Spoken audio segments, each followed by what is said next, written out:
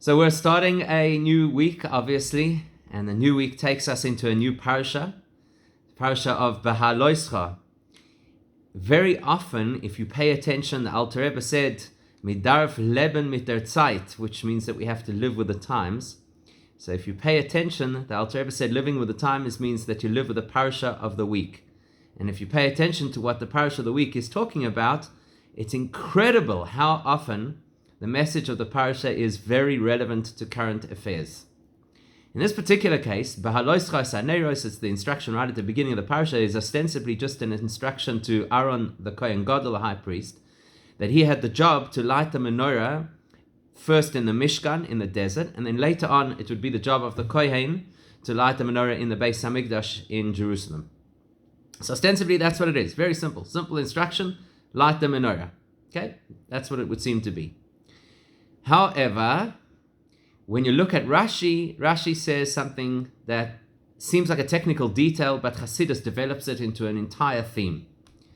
Rashi says that the word is not lahadlik, to light the menorah. The word is very specific. The word is beha'aloischa, which means to raise up the menorah. And so Rashi says from here we learn that the mitzvah the Kohen has is a mitzvah to light the menorah ad shetehei shalheves oila me'ileha. The Kohen has only done his mitzvah when the flame is self-sufficient. So the language in Hebrew is oila, it rises, me'ileha, of its own accord. Self-sufficient flame. In other words, if the Kohen had to stand there with his hand at the menorah and keep igniting it, very often the experience that people have when they try and start a braai, you've got to stand there and you've got to keep intervening to make sure that the fire works. Well, then it's not a good fire. And he wouldn't have done the mitzvah. Actually, he would not have done the mitzvah. I'll tell you just an interesting technical detail about this, just to illustrate the point. So you have the mitzvah of lighting Chanukah candles, which is supposed to be a commemoration of the menorah in the Beis HaMikdash. So you would expect that the laws are the same, right?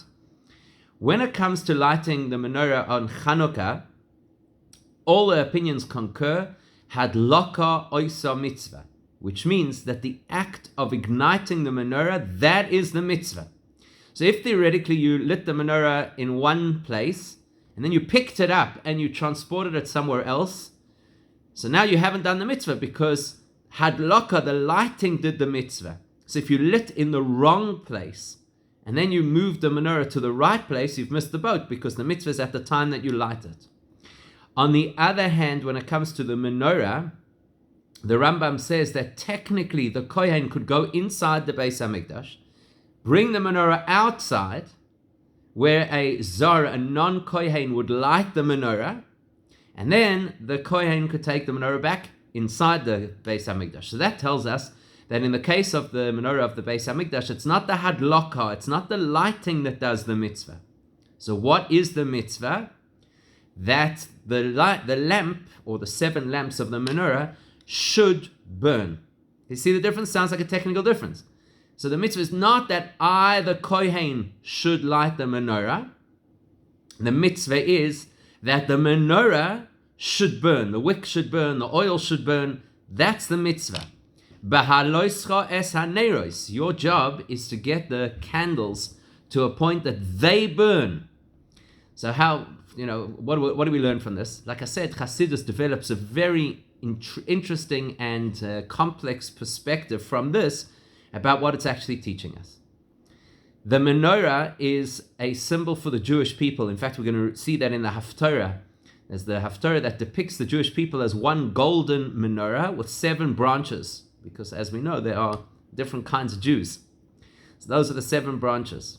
More specifically, the golden menorah represents each individual Jew, and the 7 branches represent the 7 major elements of character that every single person has. The lamp, so the menorah is the structure, that's the candelabra. The lamp at the top that will burst into flame, that King Solomon tells us, Ner Hashem Nishmas Adam, that the flame, the candle of Hashem, is the human soul.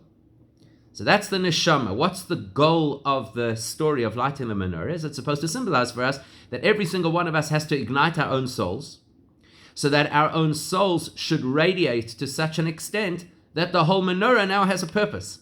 Think about it. A menorah without a lit candle actually has no purpose.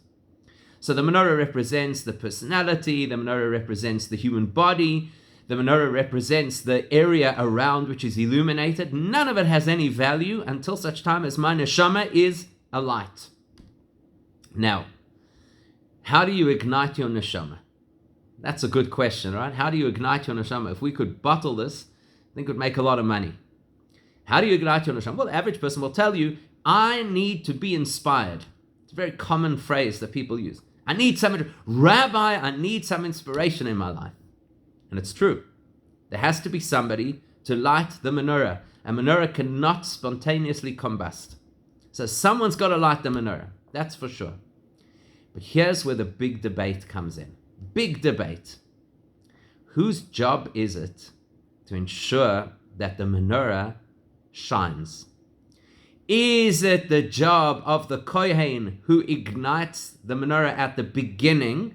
Is it now his responsibility to ensure that the menorah remains lit? Or is it the goal of the menorah to be lit?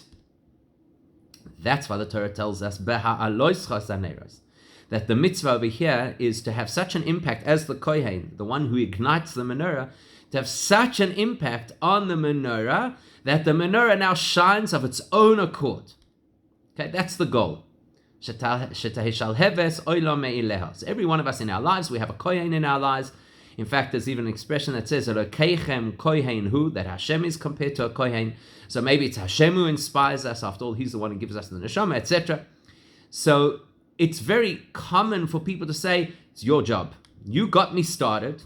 You're the one who's the paid professional to give inspiration. It's your job. You've got to hold your hand at the lamp at all times and keep feeding me and keep inspiring me. But actually, that's not what the Torah says. The Torah says that the goal is that the neshama of the individual should light up on its own. So why is that so relevant at the moment? I'll tell you why it's relevant. It's fascinating how often people are so close to having the right idea, but because there are subtleties involved in the right idea, if you have something that's just a little bit off from the right idea, you can land up in the most devastating, bad, dark places. So if you can imagine two parallel train tracks, if the one track is slightly off center, so here it's a micromillimeter, and a few kilometers down the road, it's in another country. So that's what happens when you have subtleties. People have good intentions, they kind of get an idea, they kind of appreciate it, and then they take it completely off the rails. So what do we have in today's world? We've got a raging conflict in today's world about whether the authorities should be able to control our lives or whether we should be trusted to make our own decisions. So it's playing out in two major arenas in the world right now. The first arena was the lockdown versus open the economy debate, which is not over. It's still a raging debate. But some of the terminology that people used was, don't treat us like children, right? Don't treat us like children. The government does not have to tell us how to lock ourselves away in our homes in order to remain safe from an epidemic. We're adults, we can work it out on our own. Now you can debate whether that's true or not. But what's interesting is that the debate is, should you, the government, who is the so-called Kohen in the story, not God forbid that the government is a Kohen, but you get the idea, should you always have your hand at the menorah, keeping us the way that we should be? Or are we supposed to learn how to take independent control and responsibility for ourselves? So eventually, at least here, that's basically what happened, right? Eventually the government got up and said, okay, listen, we've done everything that we can in order to protect you. Now we're going to open up the economy, but every person has to be absolutely responsible. So that's one arena where the debate has flared up. The other arena where the debate flared up is the conflict against police. So you've got this whole movement now, firstly in the States, but it will probably spread elsewhere, not to have a police force or to defund the police force. You know, what started off as a protest against an individual case of brutality that perhaps represented other cases of brutality, now it's suddenly a thing. Who needs police? Since when do we need police? Are they right? Yes, in an ideal world, they're right. In an ideal world, you shouldn't need a policeman because the job of the policeman is to keep his hand at the flame, always ensuring that people behave the way that they should. In the language of Pirkei Avos, if we did not have a good government, people would swallow each other alive. But in an ideal world, you should never need police. That's why the prophecy about the time of Mashiach is V'ashiva shoftayich. Hashem says, I will return your judges, Kevarishona, as they were originally. V'yoatzayich, and you'll have counselors, not police. Originally, the Torah says shoftim v'shoitrim, that you have to have judges and policemen. But in the time of Mashiach, there are no policemen. Just yoatzayich, people who will guide you. So what's the ultimate state of the human race? The ultimate state is that you should be so conscious of what is right that you want to do what is right without having to be told and without it having to be enforced. Unfortunately, what happens is the nature of people is, as we say, avda behefkera nichole. The nature of a person who is a slave is that they'd rather be free. The nature of people is that they would rather be, as we call it, hefker, without any guidance and without any responsibility.